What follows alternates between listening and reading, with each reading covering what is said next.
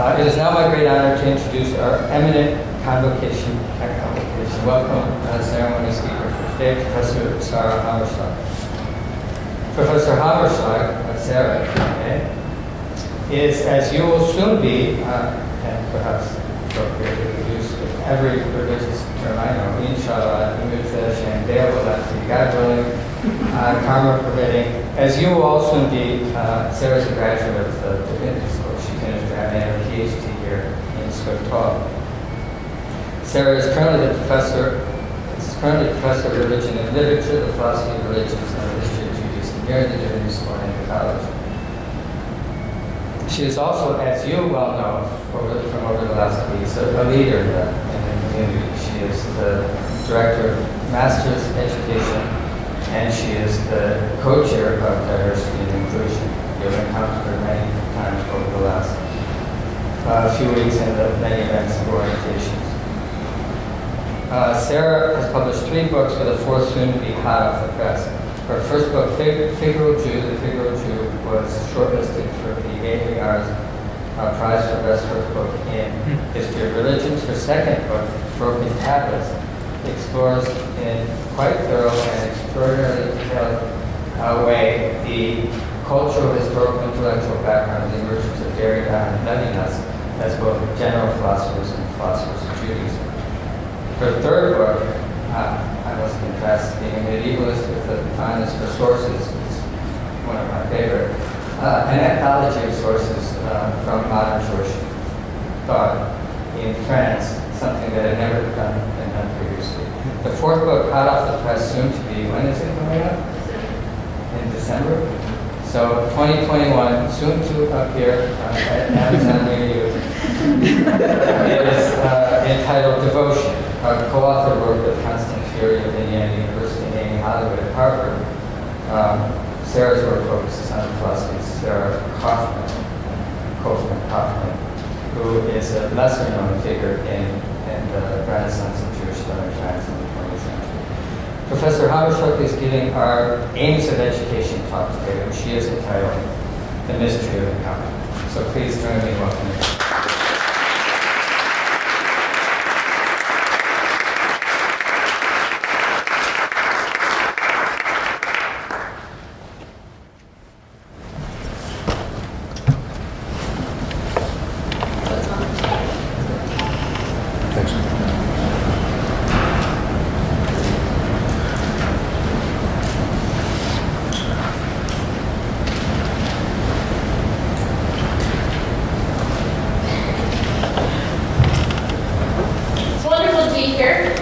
Thanks to Dean Robinson for that wonderful introduction. I appreciate it completely, and for everything you've done by being able to serve this year. We're all very grateful to you.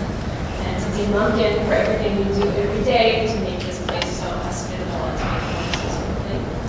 And to Dean Bigger for everything you do on such a daily basis to make this place just so organized and efficient and humane.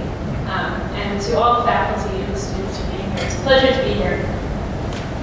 I have a little bit of a PowerPoint because I have a couple of key dates to show. It's not super important, but we're just sure it's ready. So, you're here. You're really here. I can't believe it. I'm sure like many of you before March 2020, I had no idea how tremendous, how epic it would feel, how grateful I would be simply to be able to say that. I say it now knowing how precarious this is, even risky, to be gathered together in this room on September 24th, 2021. And with the joy, the excitement of meeting new people and seeing friends and colleagues we haven't seen for 18 months, it's difficult not to wish that things were different.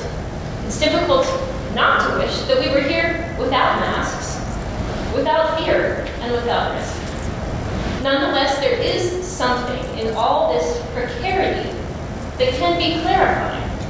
Perhaps it can help us indeed to perceive more keenly the aims of our education. As some of you may already know, the Aims of Education Address is a University of Chicago institution. Since 1961, a faculty member has given an annual address to the incoming undergraduate class, the Rockefeller Chapel, with the assignment of offering a new insight on this theme. While this is only the 4th year that we've included such an address in our own Divinity School convocation, our participation ties us to this greater tradition, and it connects us to others who have gathered here in this particular space, under these angels, in years past, and to those who will gather, we hope, long after we're gone. As scholars of religion, it's not difficult for us to recognize this as the work, the enactment of a ritual that goes into forging tradition. 22 years ago, in 1999, I sat in this room for the first time for my own orientation. I was 25, a first-year master's student, and honestly scared to death. Not about catching a virus, or about the state of the planet, or about our nation's divisive culture, fears we can all now add to the personal ones that stem from self-doubt, but scared nonetheless. I was scared to be in a new city, to meet new people, but mostly I was scared that I wasn't smart enough, that I wouldn't measure up. I had not been a religion major as an undergraduate, and I was convinced that I was out of my depths, and that it was only a matter of time before everyone around me figured that out as well. I tell you this in case you felt something similar, but more importantly, I tell you this because in the meantime, I've learned that the point of being here, the aim of education, does not actually lie in having others affirm us so that these fears are dispelled. I will say, without reservation, having met many of you, having read your work and your applications, that you are indeed smart enough to be here, smart enough to produce great scholarship and to make a contribution to the field, but that's not the point. The point is to find ways to turn outward towards others, because the aim of education is in the possibility, the thrill, the risk, the chance of the encounter with another and all that entails. This is not to say that you will not be by yourself quite a bit while you're here, perhaps more than ever before in your life, staying late in the library, bent over a book, mastering a new language or discipline, or awake at home in your apartments when even the street traffic has been reduced to a hush, in front of your computer, your mind stirring with new thoughts and ideas. We put a lot of emphasis at this university on both mastery and innovation, on daring to think something new, to say something that has never been said before, or at the very least, to say it better. Perhaps the most daring thing I have to say today is that I think the aim of education lies elsewhere, not in mastery, but in openness and vulnerability, to echo those who come before me in a lovely sort of synchronicity. Not only in innovation, but also in reception. But is it daring to say so? Well, as we've seen, perhaps not. Not in a divinity school. Perhaps not among people who study religious traditions. One of the reasons I came here in 1999 to study rabbinics and philosophy of religion was because I was so moved by the rabbi's interpretation of Deuteronomy 29:14, by the way they understand its last phrase, Ve'et asher einenu po iman hayom. The verse begins, the Lord God makes his covenant with those who are standing here, with us this day, and here's the key phrase, and with those who are not here this day. This phrase the rabbis understand to indicate, I'm quoting from Exodus Rabbah, is that the sages who were to rise in each and every generation, each and every one of them, also received at Sinai the wisdom he was to utter. At the time, I was fascinated by how such a teaching could accommodate innovation while grounding it in tradition, how this interpretation helped justify the rich and fruitful practice of commentary. What gets to me now, however, is something else. It's the emphasis on forging connection, constellating, what the poet Paul Celan in his 1960 address in Meridian calls responding. The poem Celan writes in this address, quote, is lonely. It is lonely and en route. Its author stays with it. Does this very fact not place the poem already here at its inception, in the encounter, in the mystery of encounter? This is still a poem. The poem intends another, needs this other, needs an opposite. It goes towards it, bespeaks it. For the poem, everything and everybody is a figure of this other towards which it is headed. End quote. What I love about these lines is how they stage the precarity of such an encounter, its risks and dangers. When I picture the poem and its reader, I do not see something static, and I do not imagine a text consumed or absorbed by its reader. Rather, the poem and the reader seek one another, head towards one another. Do they meet? We don't know. What does it mean for them to meet? The poem, he says, keeps its silences, its secrets, its site of origin from which it arose. It keeps those to itself. Salon says, quote, "It is mindful of its date, but it speaks." All of us have our dates, the events that changed us, that marked us, and the singularity of those moments is by the very nature of the event not communicable. Like the poem, we are mindful of our dates, and yet we speak. The work you will do here at the Divinity School has its meaning in exactly that, in forging from the singular the communicable. The date itself testifies to the structure. It bears its singularity like a scar. But when the date on the calendar circles back, we commemorate, we communicate. All scholarship participates in this ritual, a ritual we celebrate by gathering here today at the beginning of the school year. There's no fusion in this encounter, no meeting of the minds, but something much more fragile, a meridian, an act of constellation. For the constellating act is also an event, a new one that begins, Salon says, with the turning of the breath, the atem venda. That moment of strangeness when we read something that takes our breath away. This creates a new date. All of us, I imagine, commemorate these moments too. The moments when we read something or had a conversation in which the very strangeness of it, well, it altered us. And it wasn't at first about understanding. At first, we do not understand. And yet the moment itself is liberatory. It's not freeing in the sense that we feel empowered. It's something different. The freedom that comes from being unmoored.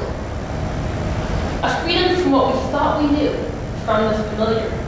That freedom is precarious because it is a freedom of the encounter, with all the possibility of connection and all the risk of abandonment. These experiences, I hope, are why you are here. May they serve not just as the instigation of your education, but also its aim. And yet the risk involved, gosh, I'm sorry. Spam.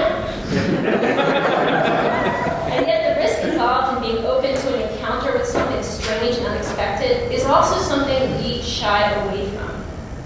We work to put secure ground under our feet, to buttress ourselves with support beams that give us a sense of security.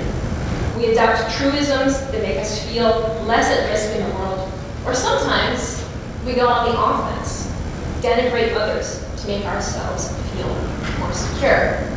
This is the flip side of precarity. Think about that interaction you had the other day, you know, the one where you thought you were potentially about to have an exciting and interesting conversation, and then you realized the person you were talking to was actually marshaling all their defenses to keep the conversation on territory where he or she knew more. The one where you walked away thinking, wow, I must have like one brain cell. Or maybe you were on the other side of it, and maybe you walked away feeling smarter. You could see on the other person's face that flicker of self-doubt. I'm willing to bet if you're in this room, at one time or another, you've been on both sides of such an interaction. Recently, it's come home to me that such interactions don't just happen in the basement of Swift Hall while waiting for your coffee. It's come home to me that such patterns of behavior are equally endemic to the history of philosophy and the history of religion. All of them driven, I think, by the fear of being unmoored. In a small book by the philosopher Eleanor Kaufman entitled Comment s'en sortir, or How to Escape, Kaufman writes, there is no doubt discontinuity between the various technical traps which men weave to protect themselves and the traps sophists set in their discourse to master their adversaries. No break between fishers, hunters, weavers, and sophists. Lest you conclude that the point here is to separate the the philosopher from the sophist, Kaufman continues, the philosopher who tracks down the sophist beast and drives him from every lair in a pitiless pursuit is closely related to his prey. Might not the distinction itself, she suggests, be a part of the philosopher's effort at self-protection, a means to defend himself from accusation?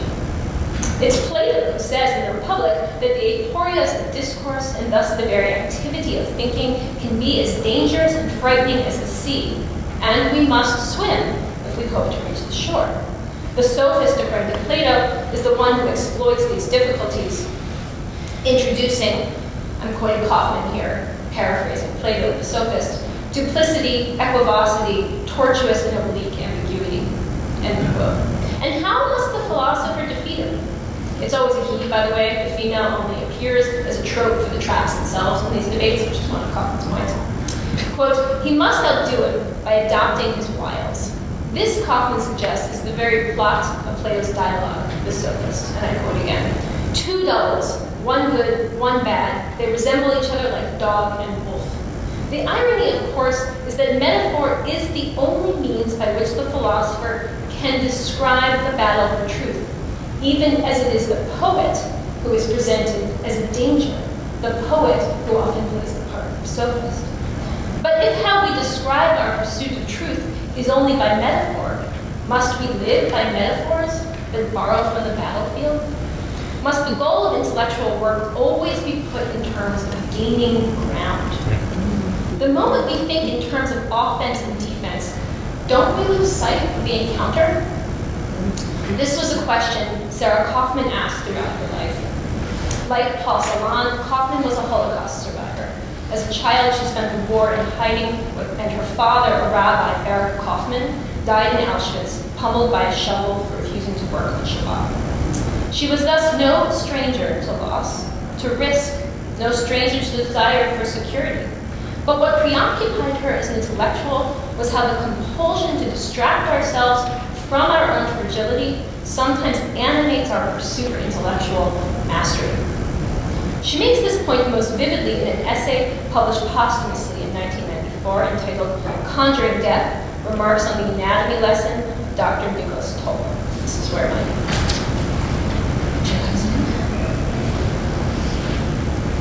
The title refers to Rembrandt's 1632 painting of an autopsy. Here the metaphors are not of the battlefield, but for Kaufman they are no less problematic. What interests her about the painting is the fact that in it the body appears almost forgotten. For the attention of all men is on the anatomy book at the foot of the bed. The body, as Kaufman puts it, could almost be a lectern. The scientific gaze replaces the corpse with the specimen, allowing us to forget that this decaying body was only days earlier walking around. A man trying, like the doctors themselves, to forget his own entrails. Quote, they do not seem to identify with the cadaver stretched out there, she writes. They do not see in it the image of what they themselves will one day be, of what unbeknownst to them they are in the process of becoming. The desire to learn and to know is depicted here in the shared quality of attention. Luminous eyes turned to the light of truth. This concentration, this thirst for knowledge, transforms the fact of the body into something else, to a means of higher attainment. Even as the body lies there for us to see, the painting fails to show us the reality of a 17th century autopsy, with its stench and its mess. Kaufman thus supplies it in a footnote, supplementing the painting with a description from the Gail Payne story of the autopsy. I'll share a few lines, only for the sake of contrast. They took their dissecting equipment out of the white cupboards, white boxes full of hammers, bone saws with strong teeth, files, gruesome forceps, small sets of giant needles like crooked vulture beaks forever screaming for flesh. Blood streaming over their hands, they delved ever deeper into the cold corpse and brought forth its insides like white cooks disemboweling. Unlike the painting, the Haynes story emphasizes the violence of the operation, the violence of the pursuit of knowledge. In the painting, the violence is, if anything, implied, even as the painting depicts the dissection of an arm. The focus of the subjects and thus the viewer is elsewhere. on the capacity of knowledge to illuminate, to captivate. The likeness between the men and the body is hidden by their black robes. In their white colors, they almost seem like floating heads. Science is here the means of transcendence. The painting is thus part and parcel of a long tradition, running from Socrates through Christianity to science. Kaufman herself compares the painting to Jordain's The Four Evangelists, which I'll show you as well. The book of science has merely replaced the Gospels, both providing illumination that dispels darkness. Of course, it would not be surprising, let alone problematic, we might respond, to see this continuity as the virtue of civilization. Why shouldn't we prefer light and knowledge to dark and horror?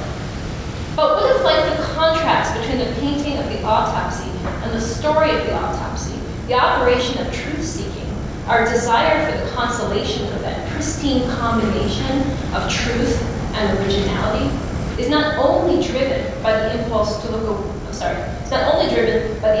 away from the fact of our own entrails, from the fact that tomorrow it could be us lying on that table. What if the illumination, the promise of truth, the purity of which Socrates himself distinguishes in the Phaedo from the materiality of the body, also conceals from us our own acts of violence? It's a question that seems all the more urgent at this moment as we round the bend in this country alone towards 700,000 deaths, over 225 million worldwide. It's a question I ask knowing that some of you may have lost someone over the last 18 months, that at least you have felt the risk. The point I want to make here is that we can scurry to free ourselves or distract ourselves from the experience of risk. Or we can recognize that living in a moment of precarity connects us to those who have come before. For study, whether humanistic, religious, or scientific, has never taken place far from the stench of death, even if the last 65 years in this country have sometimes given us that illusion. The reality we live now is in fact one that connects us to generations of those who also lived in precarious conditions, and thus to the very practices that have been used since time immemorial to make ourselves feel whole by projecting the set of frailty onto others. Perhaps this connection to the past can help us. I say this not to endorse an uncritical or unthinking repetition of what has come before, or to counsel reverence towards the white men who wrote the foundational texts of our disciplines. I say it to suggest that even as we add new important voices to the conversation, it's not so easy to leave the old ones behind, for the simple reason that their desires and fears may not be so different from our own, not only because our culture has been shaped by their discourses, but because we share with them the condition of mortality. Kaufman fascinates me as a thinker because despite her cogent critique of the history of philosophy, despite the fact that she often described it as though it were the story of men elbowing each other out of the way to declare themselves king of the hill, men who turned the world into a series of natural hierarchies so that knowledge and politics mirrored one another in a relationship that functioned to benefit those in charge, despite seeing this tendency and diagnosing it with the insight of a prophet, she read and commented on this tradition, the tradition of philosophy, with a kind of devotion. She unsettled it, she disrupted it, but she read it and wrote about it, penning a kind of commentary that seemed to reference the rabbinic tradition she associated with her own father. She wrote, most importantly, in a way that was attentive to her own mortality, to her own vulnerability. She wrote at such a pace that Jacques Derrida, her friend and interlocutor, once counseled her in a long letter from 1977 to slow down, not to give in to the desire to divest herself of her thoughts so quickly, to let go of the need to produce with urgency, a need, he suggested, they shared in common. She responded that in addition to this need, which she admitted they shared, she also wrote of love for others, for those she esteemed, to exist for those others. Without her writing, she confessed, she feared she would no longer be of interest, that she would disappear. She fascinates me because this is such a startling admission of vulnerability. It provides a depiction of the academic endeavor as one motivated by the desire for recognition, the hope for an encounter, and out of the need to respond. All of us come here with these desires, hopes, and needs. They make us vulnerable and put us at risk, but they also create possibility. When Kaufman wrote that letter to Derrida, she did not know that I would one day read it. And I do not know what she was thinking when she wrote it. This is the case with her letter, which I found in an archive. It's also the case with the millions of books in the library. They were written not only for those who were alive that day, but also for those who are not yet. For each of those books, there was an author who did not know that you would be the one to pick it up. We are each of us a hinge between the past and the future, determining what will be remembered, what will be carried forward. In that very fact, there is possibility, mystery, and responsibility. When you write alone at your desk in the darkness, you bear this with you. You do not know who will someday read what you write, who will find in it something to which they must respond. In saying this, of course, I do not tell you something that you do not already know. If you are fascinated by what it means to be a part of a tradition, or for that matter, troubled by what it means, then you've already had such an encounter with something or someone that has the power to unmoor you. Whether that other is a person you met, a poem, a sutra, a mystical meditation, or an argument for the existence of God. I don't mean to suggest that this potential commonality makes us all the same. I would not presume it. But I say it so that at the beginning of the school year, we might remind ourselves of the events that brought us here. And so that we might find in our common pursuits, in our shared endeavors, in our conversations, that breath turn, the moment of strangeness, of encounter.